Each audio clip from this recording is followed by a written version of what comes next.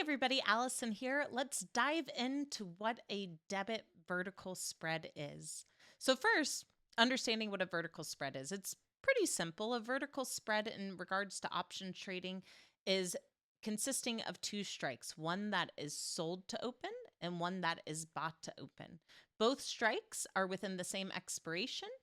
And a vertical will either consist of two calls, right? One bought to open, one sold to open, or two puts, one that's bought to open and one that's sold to open. The two different types of vertical spreads are a credit spread and a debit spread. And in this video, we're going to talk about what a debit vertical spread is. So a debit vertical spread is when the bought to open strike is closer to at or in the money compared to the sold to open strike.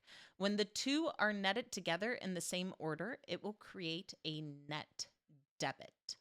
The risk on the long debit vertical spread is the debit paid to open it, right? So pretty simple. You know exactly what your capital risk is when you go to put on the trade.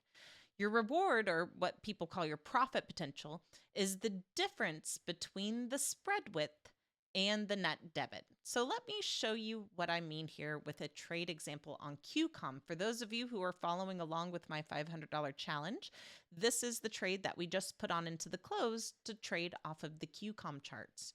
So QCOM, as you can see here, we are in the same expiration, October 17th, monthly expiration. And my bought to open strike is the 170.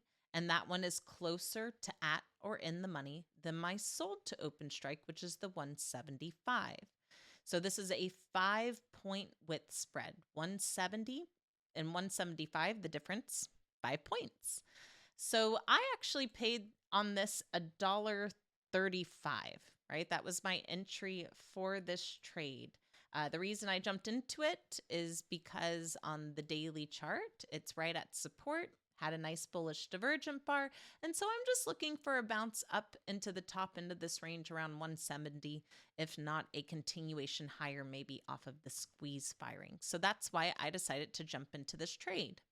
The benefit about this trade is that it's certainly cheaper than just jumping into a long call. As you can see, if I jumped into a long call, it would have cost me about $250. So it's a fraction of a price. The downside to doing a vertical spread versus a long call, though, is that it limits my profit potential. In this case, the 5-point width spread and a cost basis of $1.35 means my max profit potential is $365, right? And you can figure this out by bringing over your calculator. And by going 5, which is the width of the spread, minus my cost basis, which is $1.35, means I have $365 left over. That $365 left over is my profit potential. If QCOM goes up to or above 175 by the October 17th expiration, I will have the ability to take the max profit potential of 365, which is an excellent risk versus reward, right? Over 200% return on my capital risk, close to 300% return for the max profit potential versus the cost I put out there. Now, like I said, the downside is that it is limited. If this really ran up, let's say to 200, yeah, the long call would have been much better bang for my buck. But given the range that it's currently in, and because I like to trade in smaller accounts, so I like to manage that risk size accordingly, I decided to go with a debit vertical spread to control that capital cost.